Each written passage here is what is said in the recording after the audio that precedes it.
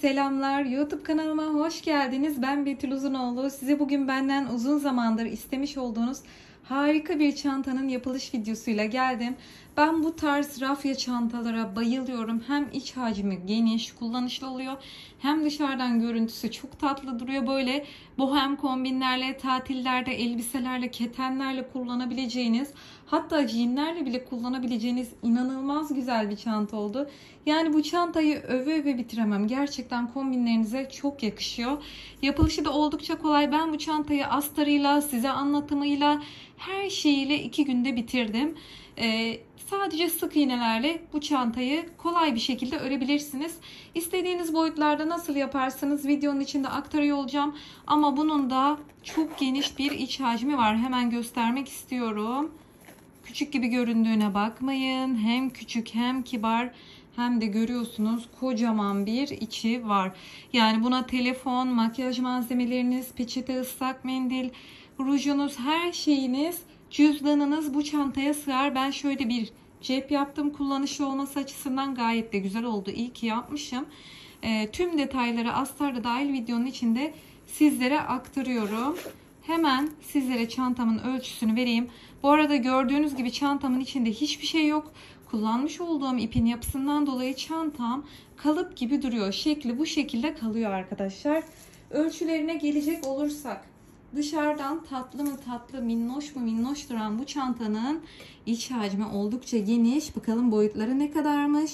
Boyutu şöyle yere kadar 26 santim yüksekliğinde. Bakın. En geniş kısmını ölçelim mi? Şöyle biraz çok bastırmayacağım. Anlaşılması açısından 27 santim genişliğinde en geniş kısım. Gövdenin yüksekliği şöyle koyduğum zaman 13 santim. Fakat asıl yükseklik şudur arkadaşlar, bakın. Taban buraya kadar. Yani 17 santim yüksekliğinde. Hadi çantamın sapının da ölçüsünü veriyorum. 29 santim uzunluğunda. Ve şöyle ölçtüğüm zamansa 10 santim kalınlığında bir çanta sapım var. Yine fermuar kısmının genişliğine bakalım. Asla böyle zor kullanılan bir çanta değil. 20 santim uzunluğunda da fermuar alanı var. Çantamın az kısmı bu şekilde. Asla şu çanta sapının yakın olması, buranın bu şekilde oval olması kullanımı asla zorlaştırmıyor. İnanılmaz kolay ve pratik. Bakın hemen açıyorum. Eşyamı alıp çıkarabiliyorum. Şimdi bu çantayı normalde ben geçen yıl sizlere yayınlayacaktım. Hemen ondan da kısaca bahsedeyim. YouTube kanalımda şöyle ünlü marka bir çantanın yapılışını geçen yıl yayınlamıştım. Kanalıma girerek veya videonun altına link olarak da bırakıyorum. Bu çantayı da örebilirsiniz. Fakat bu çantaya asla büyük cüzdan, telefon bir tık zor sığar. Sadece telefon sığar yani şu kısma. Küçük eşyalar, kartlık, ruj, anahtar sığar. Bu kadar yani. Ama duruşu inanılmaz tatlı. Geçen yıl size sormuştum bunun orta boyunda yapayım mı ya da büyük boyunu. Siz orta boyunu seçmiştiniz çoğunluk olarak. Bu çantanın orta boyutu arkadaşlar. Düşündüğüm şekil bu şekildeydi. Zaten böyle dümdüz bir orta boy çok kullanışlı olmaz. O yüzden biraz böyle yanlardan şişkin yaptık.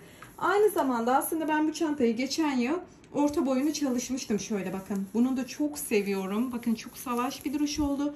Böyle kalıp gibi durmuyor ama şu salaş görüntüde inanılmaz hoşuma gidiyor.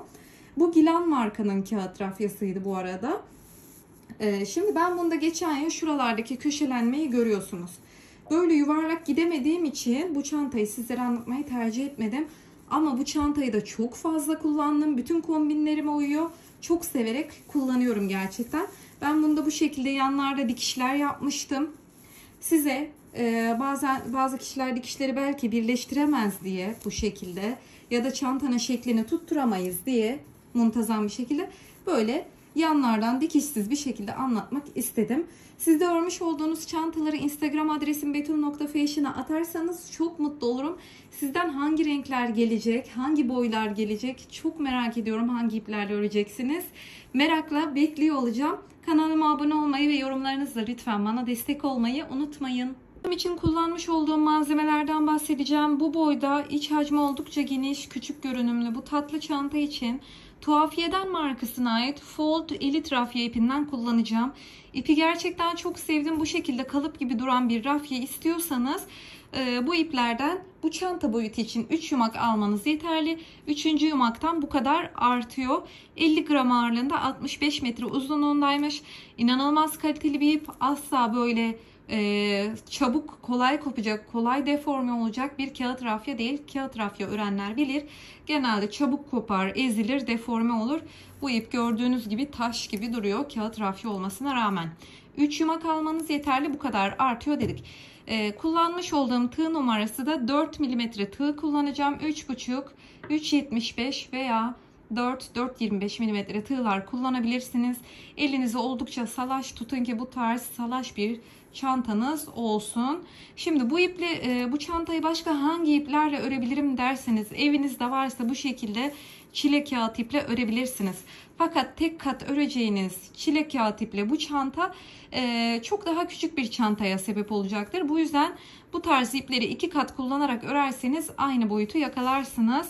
Yine tek kat olacak şekilde rulo kağıt iplerle salaş olacak şekilde örerseniz aynı boyuta yakın bir örgü yakalayabilirsiniz.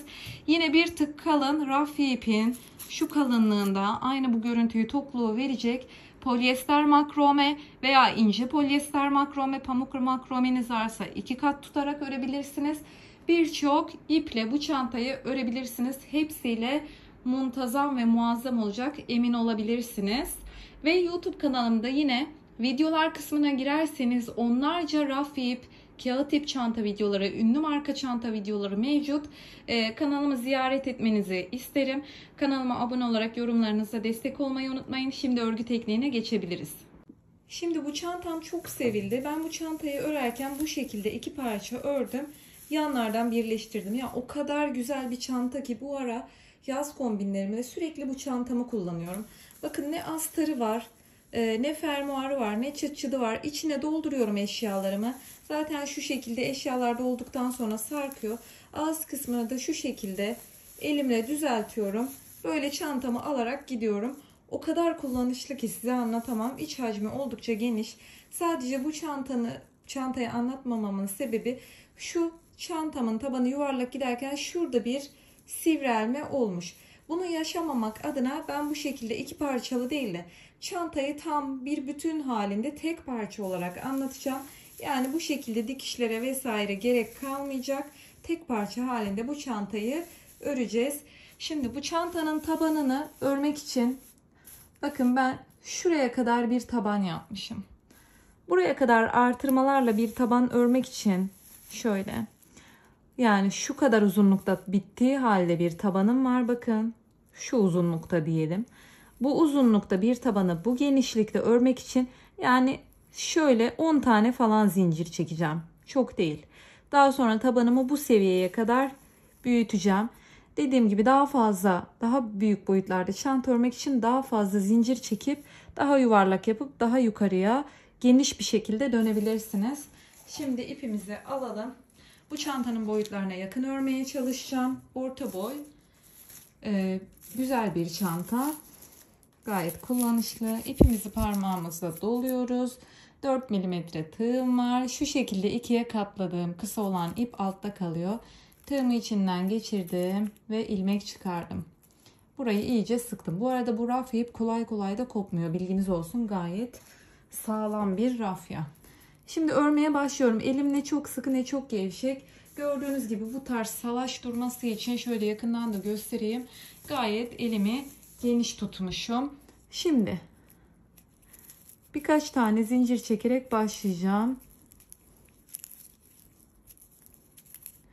2, 4, 6, 7, 8, 9, 10. Hemen şu çantamın tabanını baz alarak bakın, evet, şöyle koysam, evet, şu kadar büyütsem zaten çantamın tabanı böyle oval bir taban, aslında baktığınız zaman yuvarlak da değil, oval bir taban. 11 tane zincir çekelim, 10 tane sık iğnemiz olmuş olsun ve 11. Şimdi burada ters çevirelim çünkü tabanın böyle delikli oluşmasını istemiyorum, daha sıkı bir taban istiyorum. O yüzden ters çevireceğiz. Son zinciri bırakıyoruz, ters çeviriyoruz. Bir sonraki zincire şu tek diş noktasına arkada bir tane, bakın şuralarda görüyorsunuz, tek bir tane dişi var. Oralara batarak devam edeceğiz. Şimdi birinciye battım. Şöyle biraz geniş tutayım. Bir tane sık iğne. İkincinin arka dişine battım. İkinci ve üçüncünün arka dişine battım. Şöyle 4 5 6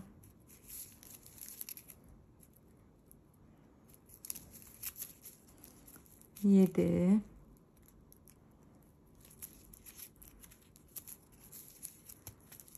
8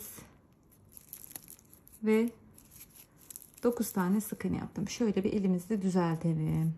Şimdi rafyayı başta, yani belli bir uzunluğa kadar ördükten sonra gözünüze güzel gözükecektir. Yani rafya iple olan örgünüz bir bütün haline geldiği zaman güzelliği belli olur. Yani örgü belli bir yere kadar ilerleyene kadar sanki eliniz çok kötü örüyormuş gibi, çirkin örüyormuşsunuz gibi bir görüntü oluşabilir. Lütfen söküp pes etmeyin. Şimdi son bir tane zincirim kaldı. Arka dişine battım. Bir tane sık iğne. Şu fazla kalan ipi içeriye gizleyeceğim. Burada dönüş yapacağım için ilmeğimi biraz uzun tuttum. Aynı noktaya ikinci sık iğnemi yaptım. Biraz daha uzun tutuyorum yine ve aynı noktaya üçüncü sık iğnemi yaptım. Burada şu dönüşü rahat bir şekilde yapmış olmam gerekiyor. Şimdi burada bakın, şöyle sık iğnelerin baştaki zincirlerin arka dişlerine battık ya. Önde de bu şekilde başaklar gözüküyor, bakın. Net bir şekilde görebiliyorsunuz. Şimdi aynı battığımız noktalara karşılıklı olarak tekrar batacağız. Bakın sırayla batmaya devam ediyorum. Zincirin hem arka yüzünü hem de ön kısmını komple kullandığımız için şu fazla kalan ipi de gizleyeceğim. Komple kullandığımız için taban böyle çok delikli bir görüntü olmayacak.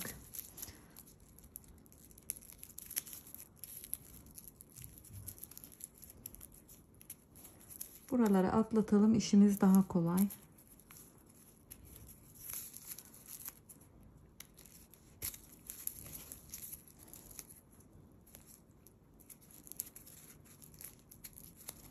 Bakın elimi sıkmıyorum. Burayı atlattıktan sonra işimiz kolay. Bir de ütüledikten sonra çantamız çok daha güzel olacak. Şimdi böyle sıranın sonuna kadar geldim. Bakın son bir tane batma noktam kaldı. Yine ilmeğimi biraz uzun tutarak bir kere battım. Burada da dönüş yapıyorum. İlmeğimi uzun tuttum. İkinci kez battım. Şimdi burada bu zincirin içine başta şurada bir tane batmıştık aslında. Fakat ben burada artırma sıralarını karıştırmamanız adına onu yok sayacağım. Yani normalde şu an bu zincirin içinde 1, 2, 3 tane var. Bitirişte 2 tane yaptık. En başta 1 tane yaptık. Fakat biz şimdi bunun üzerine doğru bir tane sık iğne yaparak sıramızı bitireceğiz. Evet. 3 tane yaptım. Bu şekilde. Şimdi tekrar sık iğnenin üzerine bir tane sık iğne yaparak başladım. Buraya bir ilmek belirleyici takalım.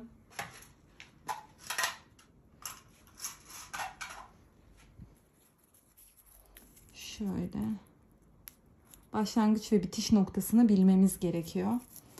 Şimdi burada her bir sık iğnenin üzerine birer tane batarak devam ediyorum.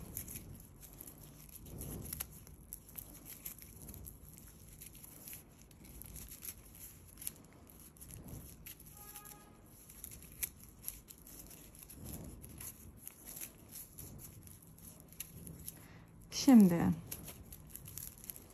evet, bu şekilde geldik. Burada 3 tane sık iğnemiz var dönme noktasında. Her birinin tepesine ikişer tane batacağım. 2. Şimdi ikincinin tepesine 2 tane. 1 2. Üçüncünün tepesine 2 tane. 1 2. Bu şekilde burayı döndük. Tekrar dümdüz devam ediyoruz.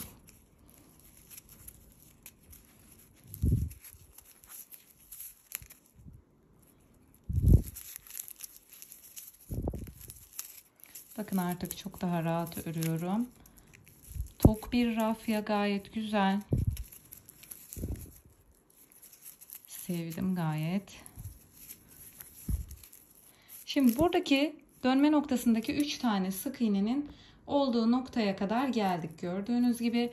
Bunlara da yine burada ne yaptıysak buraya aynısını yapıyorsunuz. Kural bu. 1 2 2 tane battım. İkinciye geldim. 2 tane batıyorum. 1 2 ve üçüncüye geldim. 2 tane batıyorum. 1 2. Şimdi ilmek belirleyiciyi çıkarıyorum. Buraya bir tane sık iğne yaptım ve buraya geri takıyorum. Şimdi tekrardan burada 2 tane ile başlamıştık ya dönme noktasında. Oraya kadar hepsine birer tane yaparak devam ediyorum.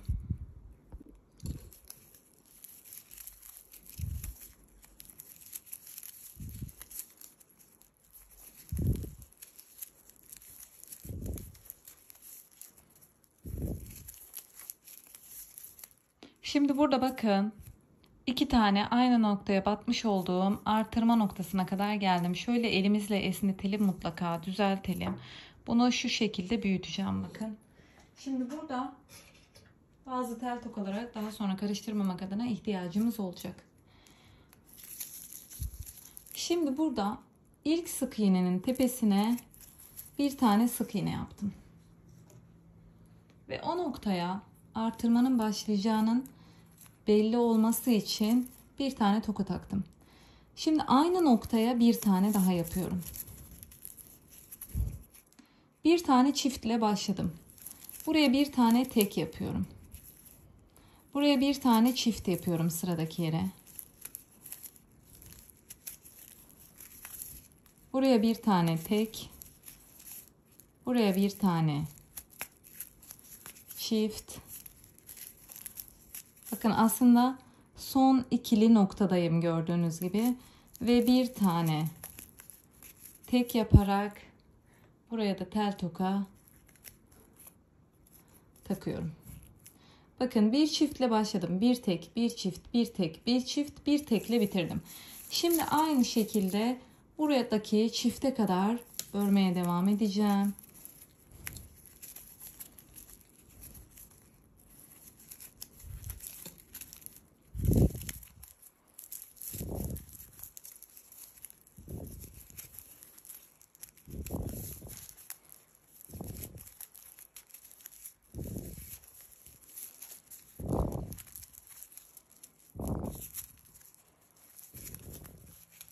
Evet, bakın çiftin olduğu noktaya kadar geldim.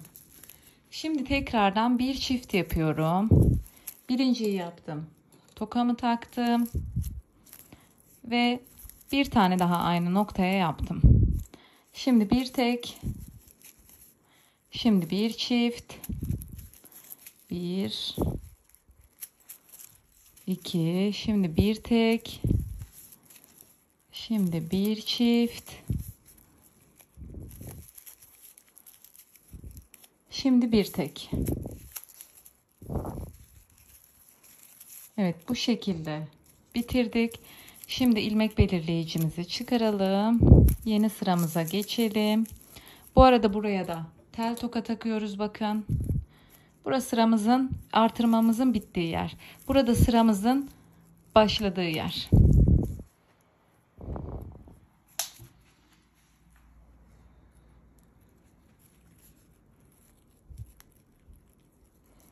Evet. Şimdilik şöyle bir görüntüsü var. Biraz daha büyüteceğiz. Şimdi bu aradaki noktalar her zaman tek olacak. Şu kısımlarda her zaman artırmalar olmaya devam edecek.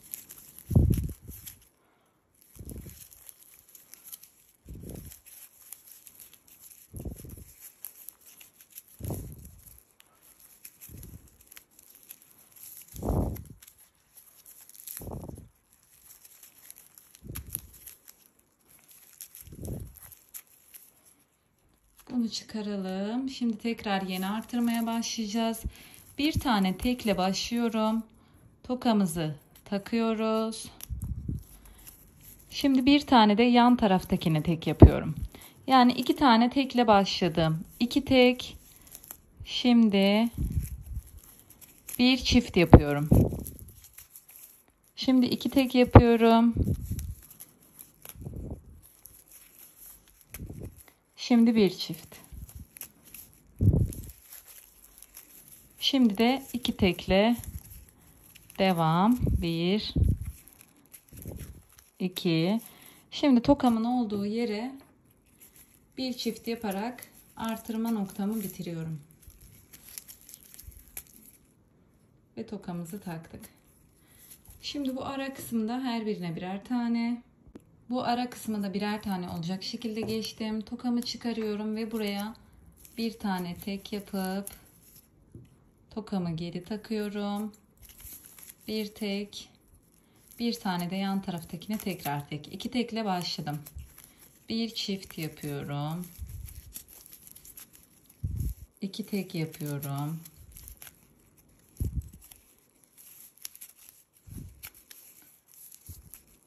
Bir çift.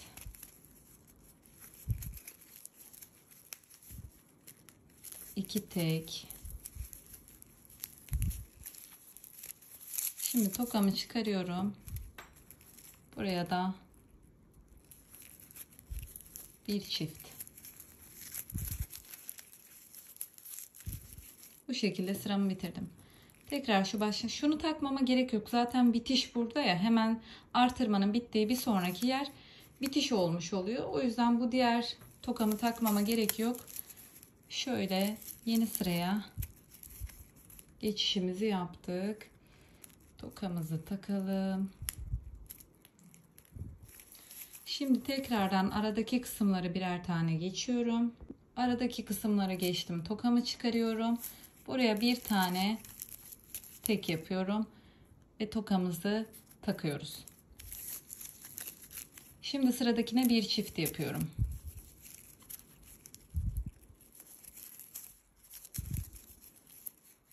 Bir tek bir çift. Şimdi sırada 3 tane bir tek yaptık. Bir çift 3 tane tek yapıyoruz. 1 2 3. Şimdi artık 3 tek bir çift olacak şekilde devam ediyoruz. Bir çift 3 tek 1 2 3 tek bir çift. Şimdi bir tek bir tane daha tekle, yani 2 tekle burada sıramız bitiyor. Burada ne yaptık tekrar bakalım. 2 tekle, bir tekle başladık. Bir tek bir çift 3 tek bir çift 3 tek bir çift 2 tekle sıram bitmiş. Bu arayı yine dümdüz geçiyoruz. Tekrardan tokamızı çıkarıyoruz. Bir tane tek yapıp tokamızı takıyoruz. Bir çift ve 3 tek.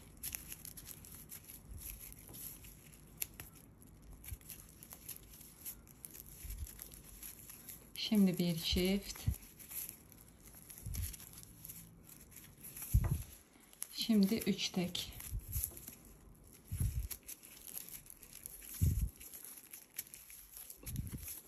Şimdi tekrar bir çift ve 2 tekle sıram bitiyor. Şimdi tekrardan şu başlangıcı söküyorsunuz. Buraya bir sık iğne yapıp tekrar başlangıç takıp artırmanın olacağı şu noktaya kadar birer tane geliyorsunuz. Tekrardan tel tokamın olduğu noktaya kadar geldim. Şöyle elinizle mutlaka düzelterek bir esnetin. Tokamı çıkarıyorum. Şimdi bir tek yaptım. Tokamı takıyorum. Birinci tek yaptım. 3 tane daha tek yaparak devam edeceğim. Yani 4 tekle başlamış oluyorum. 3 4 4 tek yaptım. Şimdi bir çift yapıyorum. 2. Şimdi tekrar 4 tek.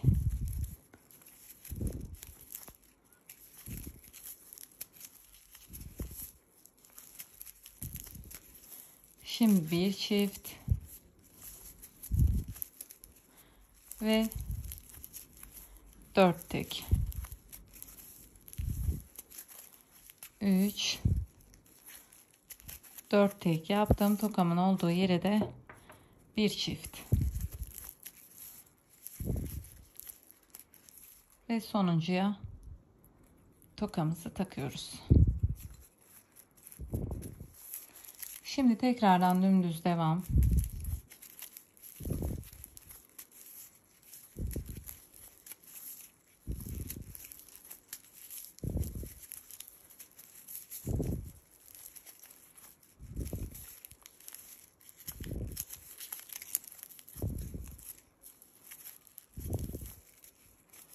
Şimdi tekrar tokamı çıkarıyorum. Aynı işlemi buraya yapıyorum. Bir tekle başladım. Tokamızı taktık. Bir tek. Şimdi 3 tek daha yapacağım. 1 2 3 4. Şimdi bir çift.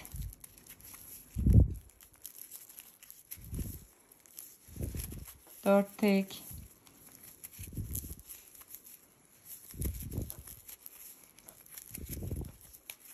Dört, bir çift.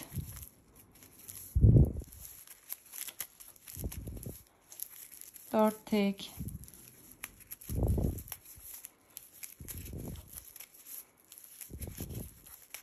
Şimdi bir çift.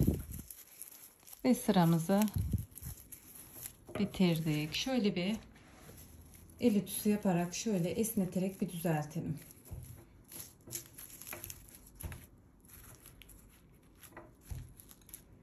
Evet. Şimdi şöyle bir getiriyorum. Bakın şu kadarlık bir tabanım var. Şöyle koyduğum zaman bir sıra daha yapsam.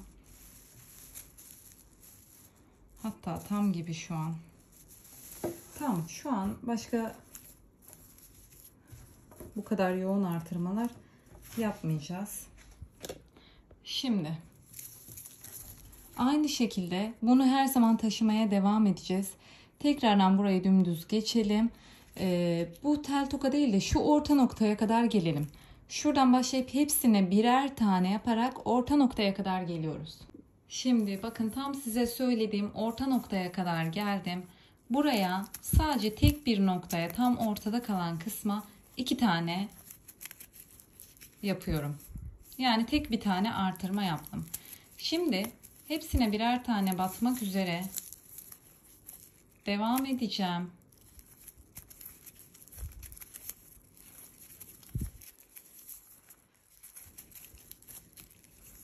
Bu şekilde devam ediyorum. Tekrardan bakın böyle geleceğim. Buradaki tam bunun hizasındaki orta noktaya kadar gelip buraya da aynı noktaya 2 tane yapacağım. Gerisine birer tane. Evet, size anlattığım şekilde bakın birer tane geldim. Tam buraya, orta noktaya, şu noktaya bakın. 2 tane battım aynı noktaya. Sadece burada artırma yaptım. Sonra yine dümdüz birer tane geldim. Bakın tam buraya, aynı noktaya 2 tane batarak gerisine birer tane batarak sıramı tamamladım. Normalde bu sırada böyle biraz çukurlaşmıştı tabanım. Çünkü artırmayı azalttığım için. Fakat tabanınızı mutlaka ütüleyin. Buradan sonra tabanınızı bu kadar rahat ütüleyemeyeceksiniz. Yavaş yavaş yukarıya dönmeye başlayacak. En kolay bu aşamadayken ütüleyebilirsiniz. Ben tabanımı ütüledim geldim. Şimdi aynı şekilde bakın birer tane devam ediyorum. Bu arada şu tel tokalara artık gerek yok.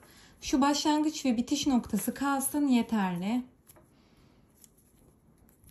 Bunu her zaman bir üst sıraya çantanın gövdesi bitene kadar taşımaya devam edeceğiz. Şimdi bunu çıkarıyorsunuz. Tekrar buraya sık iğne yapıp takıyorsunuz. Birer tane devam ederek şu bakın çift nokta var ya bir tane yaptığımız artırma. Ona yaklaşana kadar şöyle birer tane devam edelim. Evet, şimdi buradan buraya kadar ilerledim. Bakın 1-2 tane artırmamın olduğu noktaya son bir sık iğne kaldı. Şimdi bu artırma noktasına gelmeden hemen artırmanın sağındaki sık iğneye 2 tane yapıyorum. Şimdi bir tane buraya battım. Bakın alttaki artırmanın olduğu noktanın üzerinden geçiyorum. Bir tane daha yaptım. Ve artırmanın olduğu noktanın soluna da 2 tane sık iğne yapıyorum. Şimdi hepsine birer tane yaparak devam ediyorum. Şimdi bir alt sırada bir tane artırma yaptık. Bu sırada bu noktaya 2 tane artırma yaptık. Şimdi bakın tabanınız yavaş yavaş yukarıya dönmeye başladı. Tekrardan devam ediyorum. Sıramın sonuna kadar geliyorum. Buradaki artırmayı buluyorum. Tam karşısındaki. Tekrardan onun sağına da 2 tane sık iğne, birer tane geçiyorum ve solundaki ilk sık iğneye de 2 tane sık iğne. Yani burada ne yaptıysam buraya da aynısını uygulayıp sıramızı bitirelim. Evet, ben sıramı bitirdim. Çantamın tabanı gördüğünüz gibi biraz çukurlaşmaya başladı. 2 sıra gövde sırası yapmış olduk. Şimdi sizinle birlikte bakın şurada 2 tane noktaya artırma yapmıştık. Daha sonra size dedim ki aynısını karşıya uygulamanız gerekiyor. Bunları yaptık. Şöyle döndük. Birer tane geldik ve tekrar buradaki artırmayı gördük. 2 tane sağına 2 tane soluna yaparak sıramızı bitirdik. Daha sonra tekrardan artırma yapacağım noktaya doğru birer tane ilerledim. Şimdi yeni artırma sırasına yeni artırmayı yapacağız. Burada bakın 2 tane burada 2 tane de burada artırma noktam var. Şimdi tam ortasına bir tane yapacağım onların. Dümdüz devam ediyorum. Evet bakın bir tane artırmayı geçtim alttan. Şimdi bunu da geçelim. Burada tekli bir nokta var ve buraya 2 tane yapıyorum. 1 2. Şimdi tekrardan hepsine birer tane yaparak devam edeceğim. Buradaki amaç çantanın gövdesinin yanlardan yuvarlak bir şekilde yukarıya doğru büyümesi. O yüzden sadece yanlarda ufak tefek noktalara artırma yapıyoruz ki biraz da çantamızın gövdesi yukarıya dönmeye başlasın. Bakın tek bir noktada artırma yaptık. Bir tane aynısını karşıya uyguluyorsunuz. Yani devam ediyorum birer tane geliyorum. Tam aynısını karşıya bir tane artırma yapıp sıramı bitiriyorum. Şimdi belli bir süre çantamın gövdesi bakın hatta şu an her sırayı bitirmenizde lütfen şu şekilde el ütüsüyle düzeltin. Bakın çantanın gövdesi yukarıya dönecek ama hemen dimdik değil. Böyle yavaş yavaş biraz yuvarlanarak. Neden? Çünkü hala az da olsa yanlarda artırma yapmaya devam ediyoruz. Şimdi kimi zaman bu şekilde yanlarda artırma yapacağız. Kimi zaman bir sıra artırmasız devam edecek. Bunları videonun ilerleyen zamanlarında öğreneceksiniz. Şimdi burada bir tane yaptık. Aynısını karşıya yapacaksınız. Döne döne aynı işlemi göstermeyeceğim. Bakın birlikte bir tane buraya artırma yaptık. Bir sonraki sıraya 2 tane yaptık. Şimdiki sıraya bir tane yapacağız. Ben bunu bir deftere yazılı olarak size göstereceğim. Yani çantamın gövdesini size göstermeden ilerleteceğim. Çünkü aynı mantık sadece buralarda artırma yaparak kimi zaman artırma yapmadan çantamın gövdesini ilerleteceğim. Mantığı bundan ibaret. Belli bir noktaya geldikten sonra size göstermeye devam edeceğim.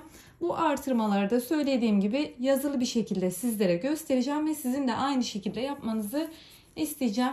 Şimdi belli bir sıraya gelene kadar, gövde yüksekliğin belli bir noktaya gelene kadar bu işlemleri tekrar edeceğim. Siz de defterden gördüğünüz şekilde devam edin lütfen. Çantamın gövdesini belli bir yüksekliğe gelene kadar ördüm geldim. Bakın ne kadar güzel, muntazam ve yuvarlak bir duruşu var. Gayet hoş oldu. Mutlaka her sırayı bitirdikten sonra şu şekilde elinizle düzeltin, açtırın. Derinliği de gayet iyi. Bir sürü eşyanız sığar. Şimdi ben size bu görüntüyü nasıl elde ettim hemen anlatayım. Böyle çantamın tabanını çeviriyorum. Bakın bu tarafa ne yaptıysam bu tarafa da aynısını yapıyorduk biliyorsunuz. Yine aynı sistemde ilerleyeceksiniz. Buraya ekran görüntüsü alabilirsiniz. Şimdi biliyorsunuz sanırım 3. sıraya kadar birlikte yapmıştık. Yine de yaptığımız noktadan itibaren göstereceğim. Bakın ilk gövdeye çıktığımız sırada sadece ortaya bir tane yapmıştık. Bir tane ortaya.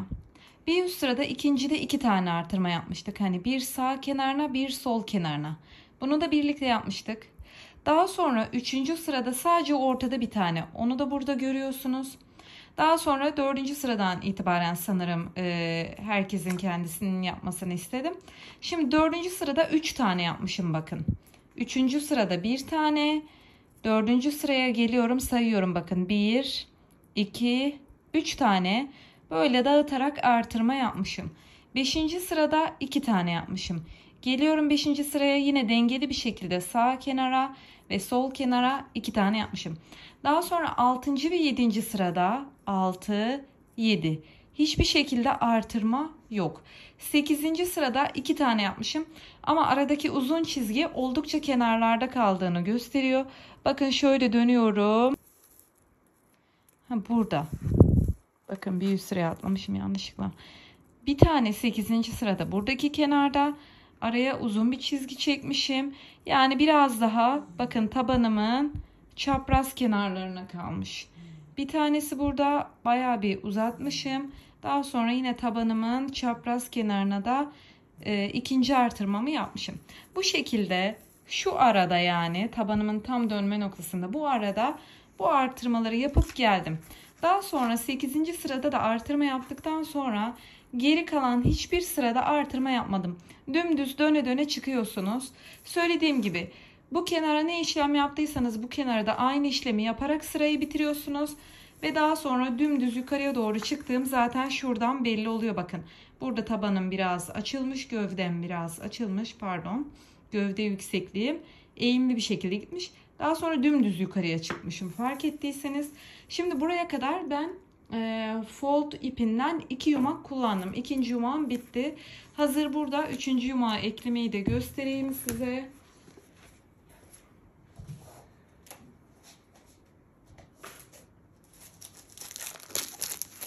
Şimdi yumağı açtım. Ben bunun üzerine 2 veya 3 sıra daha yapmayı planlıyorum. Bakacağım duruma göre. İsterseniz bu sıra sayısında da bitirebilirsiniz. Elinizin sıkılığına, gevşekliğine göre gövde yüksekliğiniz değişecektir.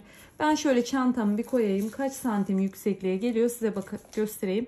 Bakın şöyle siz de çantanızı koyun. Koyduğum zaman toplamda 15 santim yüksekliğe kadar geliyor. Şimdi ipeklemeyi göreceğiz. Başlangıç noktasına kadar geldim. Tekrar açıyorum. Şimdi buraya bir tane ilmek yapalım. Ve bunu geri takıyorum. Bakın ipim biraz kısalana kadar örüyorum.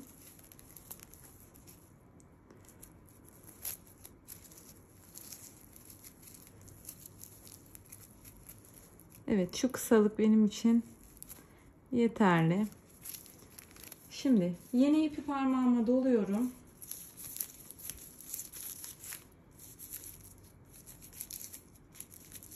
Yeni ipi parmağıma doladım. Yine ondan da bir 4-5 santim kalacak şekilde ayıracağım. Bakın ikisini birlikte tutuyorum. Görüyor musunuz? Şöyle ikisinden de belli bir miktar bıraktım. Batıyorum ve parmağımdaki ipime dolayarak yeni sık iğneyi yaptım. Parmağımdaki ipe geçiş yaptım. Bunları da örgümün arasında gizleyerek bakın devam ettiriyorum. Ve böylece gördüğünüz gibi düğüm atmama gerek kalmadan devam edebiliyorum. Bu işlemde hiçbir şekilde çantanızda sökülme, çözülme olmayacak ve hiçbir şekilde yeni ip eklediğinizde belli olmayacak. Şimdi ben bu sıranın üzerine birkaç sıra daha ekleyeceğim. Bakacağım duruma göre. Toplamda 2 sıra daha ekledim. Görüntüsü şu an bu şekilde. Daha fazla çıkmayı düşünmüyorum. Yoksa daha düz gözükmeye devam edecek. Şimdi daha yuvarlak gözükmesini istiyorum. Burada keseceğim. Zaten yüksekliği de şu an gayet iyi. Ben size ölçüsünü de vereyim. Bu şekilde koyuyorum dümdüz. Ölçtüğüm zaman 16,5 santim yüksekliğe kadar çıkmışım. Siz de bu yüksekliğe gelene kadar çantanızı örmeye devam edebilirsiniz. Şimdi başlangıç noktasına kadar geldim. İpimi kısa olacak şekilde kesiyorum. Şöyle açtım ipimi. Bunu artık çıkarıyorum. İhtiyacımız olmayacak. Şimdi şu sıradaki sık iğnenin arkasından Tığımla geçtim. İpimi doladım. İpimi arkaya aldım. Şimdi ipimin çıktığı sık iğneyi görüyorsunuz. Onun orta ve arkasından çıkıyorum ve tekrar ipimi onun içinden de bir kez daha arkaya aldıktan sonra bakın görüntüsü bu şekilde oluyor. Şöyle elimizle bastırarak düzeltiyoruz. Şimdi şu fazla kalan ipi de ilmeğin arasında gizleyelim.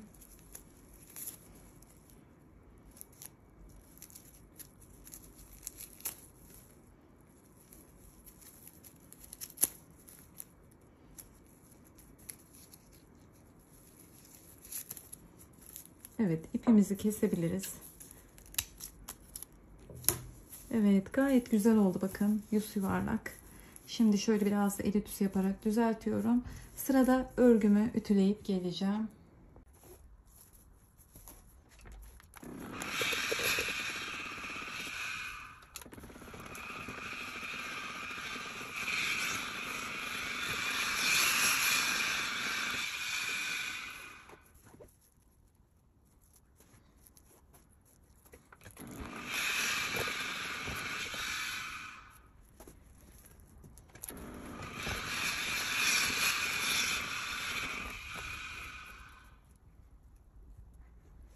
Çantamın ütülemesini yaptım. Bakın çok güzel oldu ve örgü tekniği çok daha hoş gözüktü. Kenardaki yuvarlaklığı görüyorsunuz. İstediğimiz şey tam olarak çantayı bu şekilde yuvarlak olacak şekilde yukarıya çıkarmaktı. İçinin derinliği de oldukça iyi. Tabanım da bu şekilde gözüküyor. Şimdi sırada gelelim astarımızı dikmeye. Çantanın sapına geçmeden önce astarımızı halletmemiz gerekiyor. Şimdi şöyle bakın benim çok birebir aynı ton kumaşım yoktu ama bu da sırıtmayacak diye düşünüyorum içinde. Kalıbı nasıl çıkardım derseniz kumaşımı ikiye katladım bu şekilde. Bakın farkındaysanız şurası kesik değil. İkiye katladım. Çantamı tam tabanın orta noktasından şu şekilde bastırdım. Dümdüz. Şöyle hizaladım. Bakın. Buradan çizdim ve buraya yapıştırdım. Tekrar buradan çizdim. Üstten de nereye geleceğini çizdim. Bu şekilde yanlardan birer santim taşıyacak şekilde dikiş payı bıraktım. Aynı zamanda çantamın içine bir de iç cep yapmak istiyorum. Bunu da bu şekilde katlayarak içine sabitleyeceğim. Kalıbını bu şekilde çıkartıyorsunuz ve çizmiş olduğunuz sadece yanlardan ama yanlardan dikişinizi atıp geliyorsunuz. Tabii onu yapmadan önce, dikişi atmadan önce katlayarak ben iç cebimi dikeceğim. Daha sonra belki dikişi halletmeden önce şöyle içine katladığım iç cebimi de sabitlerim. Daha sonra yanlara dikersem çok daha kolay olacaktır. Çantamın astarını size bahsettiğim gibi diktim geldim. Şu dikiş kısmını da ütüyle bu şekilde ütüledikten sonra şu yan kısımları çantanızın astarı da bu şekilde daha yuvarlak bir görüntüye sahip olacaktır. Şimdi şöyle bir fermuarım var. Birebir çantanın rengiyle uyumlu kalın dişli fermuarım maalesef yok. O yüzden bunu kullanacağım. Çantamın rengiyle hemen hemen en yakın bu fermuar uyuyor. Şimdi bakın çantamızı tam ortadan yanlardan ikiye katlıyoruz. Buradaki katlama çok önemli. Şöyle yandan baktığınız zaman iki yandan çantanın önünden, arkasından, karşısından baktığınız zaman çantanın gövdesi şöyle falan yamuk durmaması gerekiyor. Aman diyeyim dikkat edin. Şu an belli olmaz. Çok dikkatli işaretleyin. Çantanın sapını örersiniz, bir bakarsınız çanta yamuk durmuş. Şimdi tabana göre ayarlamayın lütfen. Çantanın duruşuna göre ayarlayın. Bakın tabana göre ayarlayacak olsam bakın şöyle katlamam gerekiyor. Görüyor musunuz? Katlıyorum, bakıyorum. Bakın yamuk. Bakın çektiriyor çanta. Sağa doğru çektiriyor.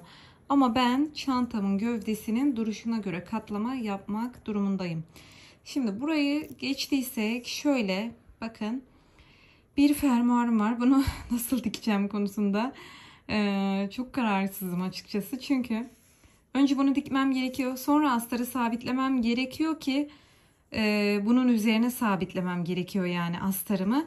Böyle çantamın fermuarını açtığım zaman şöyle içeriden şu fermuarın kumaşının gözükmesini istemiyorum. Şimdi çantanın sapını da çıkacağımız için nasıl yapacağım diye düşünüyorum. Şimdi öncelikle çantanın gövdesine hangi boylarda ördünüz bilmiyorum ama şöyle bastırın.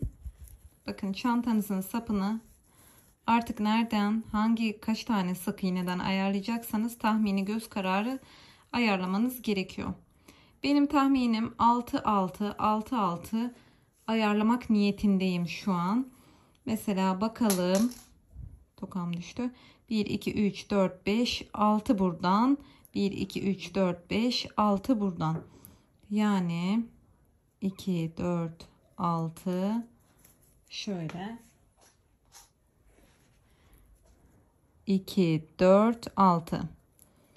Şurası çantamın sapına gidecek.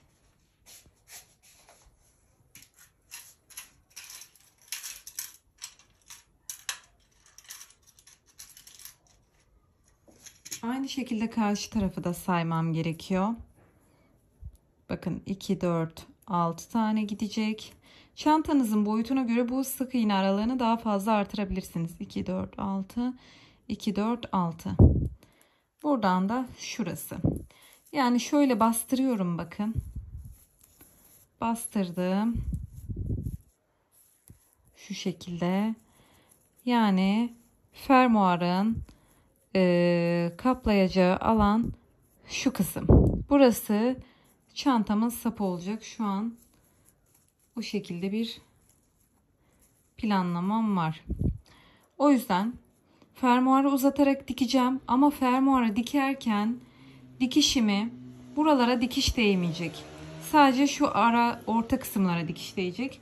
Onu nasıl yapacağız? Şimdi fermuarım buraya kadar uzanacak çünkü onu çantanın sapına doğru sokacağım. Yine fermuarım bittiği zaman da çantamın uzunluğuna kadar gelecek. Bunu da buradan yukarıya çantamın sapına sokacağım. Bilginiz olsun. O yüzden uzun olacak şekilde şöyle koyacağım. Bakın.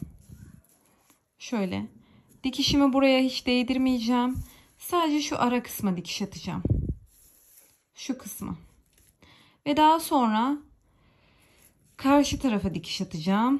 Daha sonra fermuarım uzun olduğu için açarak astarımı fermuarın üzerine sabitleyebileceğim. Umarım anlatabilmişimdir. Çok titiz bir insan olduğum için kafamdaki şeyi illa yapmaya çalışacağım. Bilmiyorum, deneyeceğiz bakalım. Şöyle bakın başlayacağım. Fermuarım şöyle uzanacak. Burada dikkat etmeniz gereken noktayı söyleyeyim. Burada bakın çok fazla fermuarı örgüye yaklaştırmayın ki açıp kapatırken dikişlerinize fermuar sıkışmasın. Şöyle bakın arada bir yerde kalması gerekiyor. Şimdi sadece söylemiş olduğum ara noktalara dikiş atıp geleceğim. Evet, sanırım başardım. Az önce söylemek istediğim şey buydu. Buralarda dikiş yok. Sadece ortada var. Şöyle bakın kontrol ediyorum yavaşça. Gayet iyi oldu.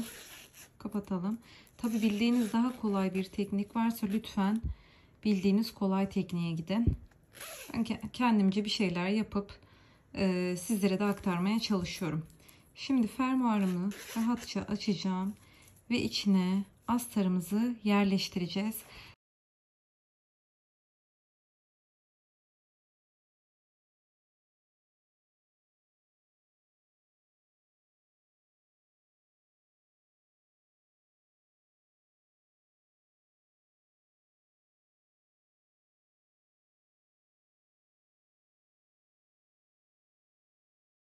Dikkat etmem gereken nokta buradaki sık iğneleri astarımla kapatmamam gerekiyor. Dikişimle kapatmamam gerekiyor. Daha sonra buradan çantamın sapını yükselteceğim için lütfen burayı dikerken şöyle bir tık alttan olacak şekilde sık iğnelerin tepesi kapanmayacak şekilde dikelim.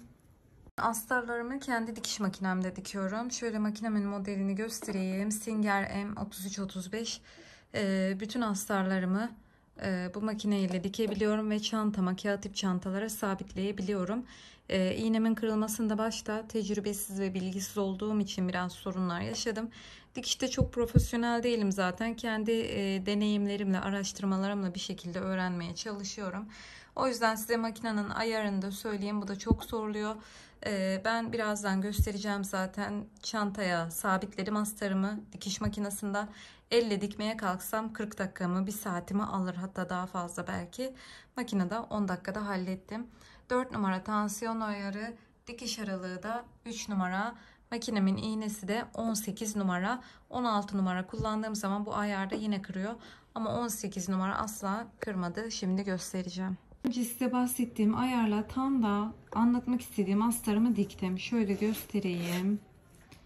Tam istediğim gibi oldu. Bakın fermuarımın oradaki dikişinin gözükmesini asla istemiyordum. Gayet güzel oldu. Temiz bir çalışma oldu. Biraz sizi böyle uğraştırabilir ama elle dediğim gibi 1 saat, 1,5 saatte dikmektense dikiş makinesinde biraz uğraşıp tıkır tıkır dikmeyi tercih ederim ben. Şimdi şuralara tabii ki makineyle giremedim ama bu hiç sorun değil. Çünkü zaten şuralara kadar dikişle geldim. Buralar zaten çantanın sapına gidecek. O yüzden görünen astar burası ve gayet de sağlam oldu. Şurası sabit olmasa bile burayı yine sabitleyebildim. Bakın çok güzel bir astar oldu.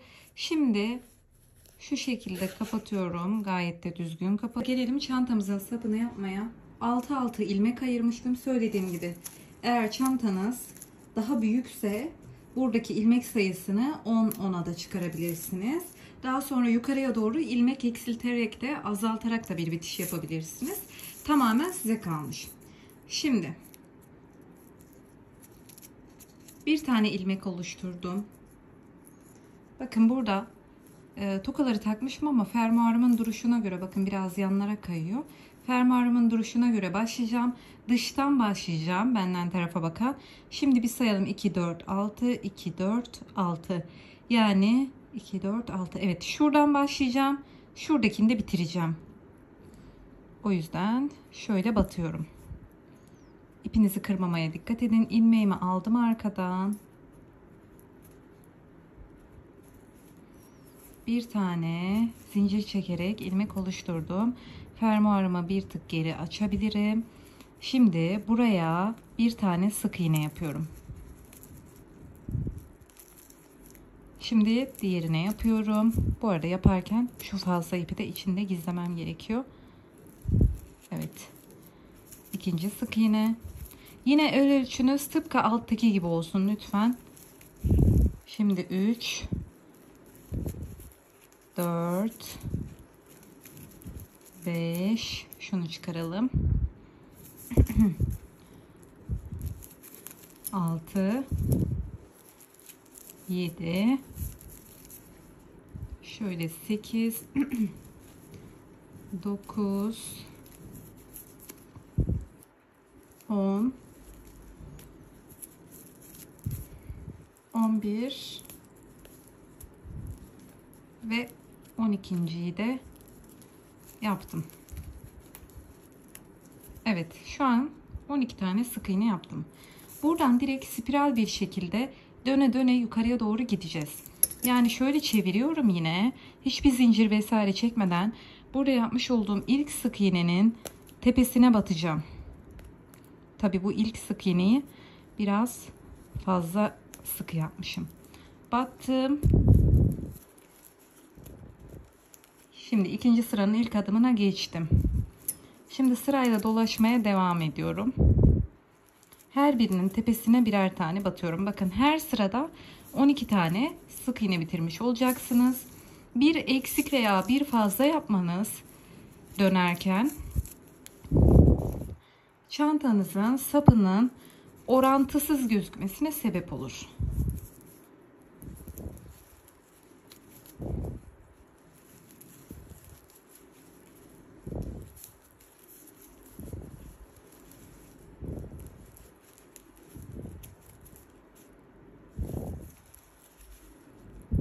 Evet, bakın tekrardan son sık iğneye batarak sıramı bitirdim. Yukarıya doğru çıktıkça zaten alışacaksınız. Tekrar çeviriyorum. Bakın sırayla batarak devam ediyorum.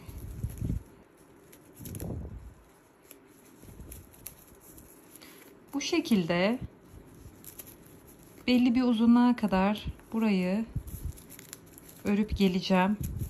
İster omuza takılacak şekilde rahat bir çanta sapı uzunluğu yapabilirsiniz. İsterseniz benimle birlikte elle tutulmalık bir çanta yapabilirsiniz. Tabii ki eğer boyutunuz büyük boy çantaysa omuza takılacak seviyede yapmanızı tavsiye ederim. Heybe çanta gibi duracaktır.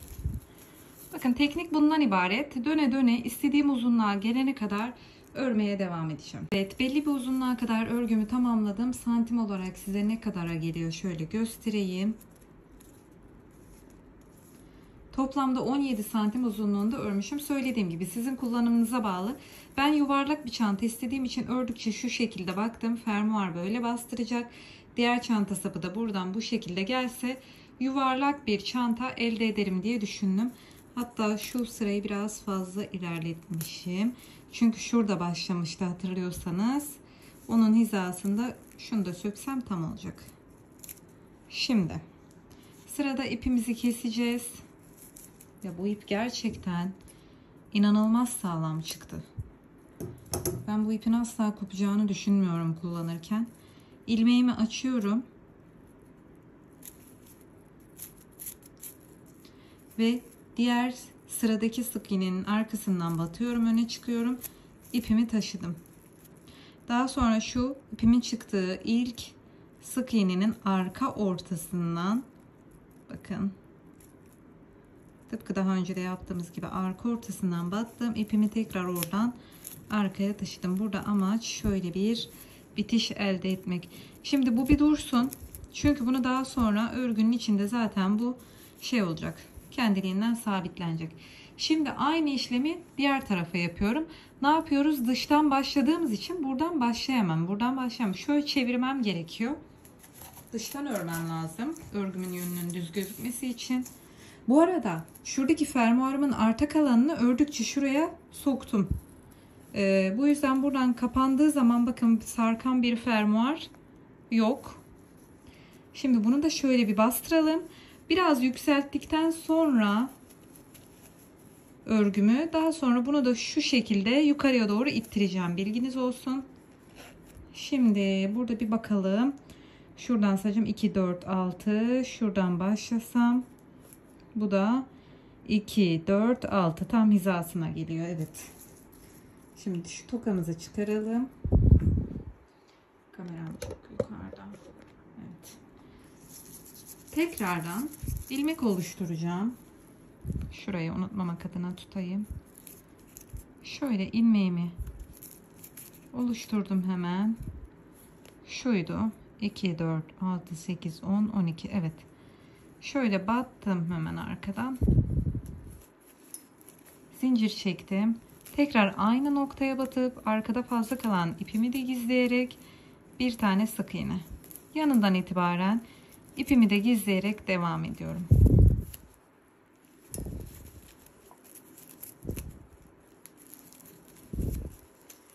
Şimdi aynı karşıdaki sapın ölçüsüne gelene kadar örmeye devam edeceğim. Bu şekilde örüp geleceğim. Çantamın sapının iki tarafına da ördüm. Fakat ben diğer tarafı da ördükten sonra şu şekilde denedim. Ve biraz söktüm sapını. Bilginiz olsun. Yani benim çantamın sapının yüksekliği 13,5 santime düştü. İki tarafı da 13,5 santim yaptım. Yani 16 sıradan oluşuyor. Ben şöyle bakın tuttuğum zaman içine de eşya koyduğumu düşünerek ay çok güzel oldu ya. Değil mi? Bakar mısınız? Muhteşem oldu. İçine de eşya koyduktan sonra böyle yuvarlak bir görüntü istediğim için daha yukarı gitseydi daha uzun olacaktı. Tabii ki de öyle de mükemmel olur. Siz de öyle yapabilirsiniz. Ben bu uzunlukta tercih ediyorum. Şimdi gelelim çantamızın sapını birleştirmeye. Şimdi buradaki ipimizi de keselim. Yine karşıda yaptığımız gibi açalım. Ay, ipimi daha uzun kesecektim. Unuttum. Çünkü burayı dikeceğiz. Kusura bakmayın. Siz daha uzun kesebilirsiniz hala kesmediyseniz. Ben mecbur yeni ip takarak başlamak zorundayım şu an. Aynı karşı taraftaki gibi ilmeklerin arasından gizliyorum.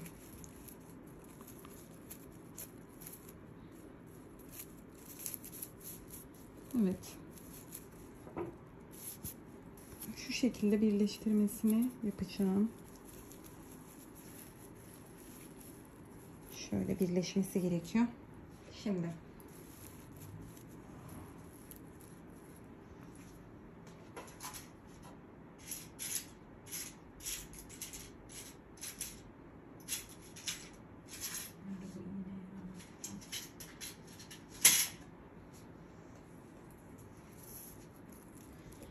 şöyle kalın uçlu bir iğne kullanacağım.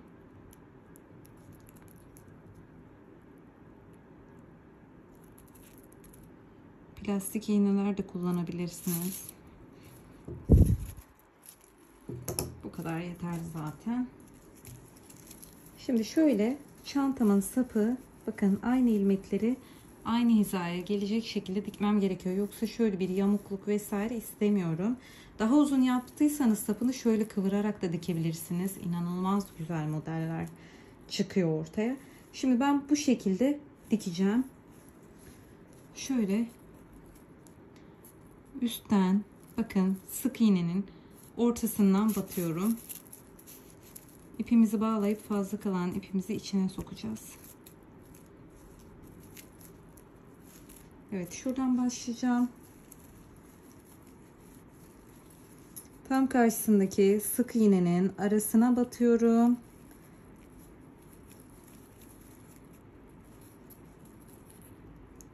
Arasından battım. Bunun arasından bağladığım sık iğnenin arasından tekrar batıp sıkıştırıyorum.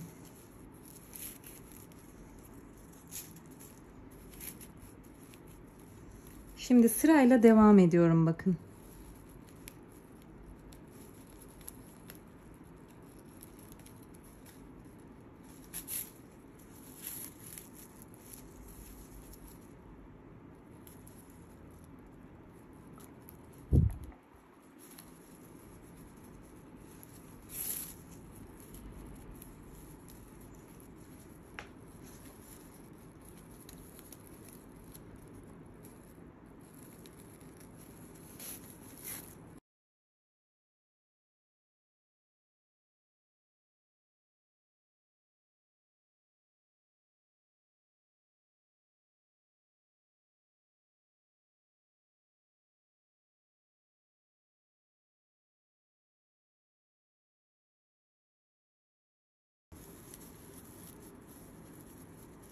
Bakın bu şekilde birleştirmesini yaptım. Gayet istediğim gibi oldu. İsterseniz 2 kat da geçebilirsiniz. Tamamen size kalmış.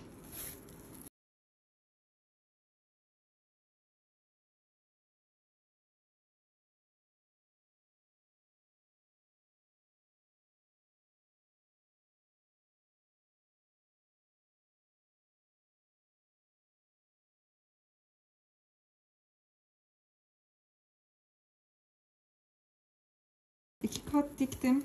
Çok daha sağlam oldu. Bakın bu şekilde gözüküyor. Şöyle çekerek orantılayabilirim çantamın sapını.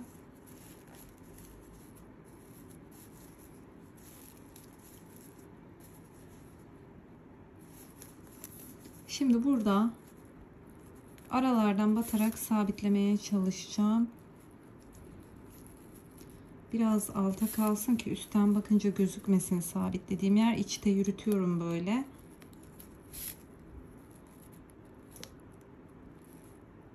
Ve burada sabitleyeceğim ipimi. Şu şekilde üstten attırıyorum iğnenin, düğüm atıyorum. Daha sonra içeriden iğnemi bakın uzunca yürüttükten sonra şuradan bir yerden çıkarıyorum.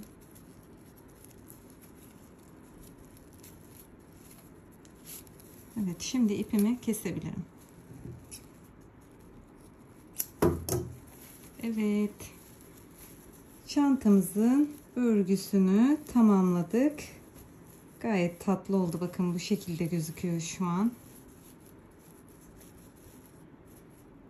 Dikişimizi de tamamladık. Evet, çantama deri etiketimi de diktim. Çantamızı tamamlamış bulunmaktayız. Bu arada çantamın içinde hiçbir şey yok. Bakar mısınız? Kalıp gibi durdu. Bu rafya ipe bayıldım. Kağıt rafya, fakat böyle kolay kopan kağıt rafyalardan değil. İnanılmaz sağlam. İthal rafyayı bilirsiniz. İthal rafyayı asla öremedim. Ama onun gibi tok tutan bir yapısı var. Bu örülebilecek bir yapıda ip. Kesinlikle tavsiye ederim. Duruşu da harika. Çantama da bayıldım zaten, bakar mısınız ya? Bakalım sizden hangi iplerle, hangi renkler, hangi boyutlar gelecek, merakla bekliyorum.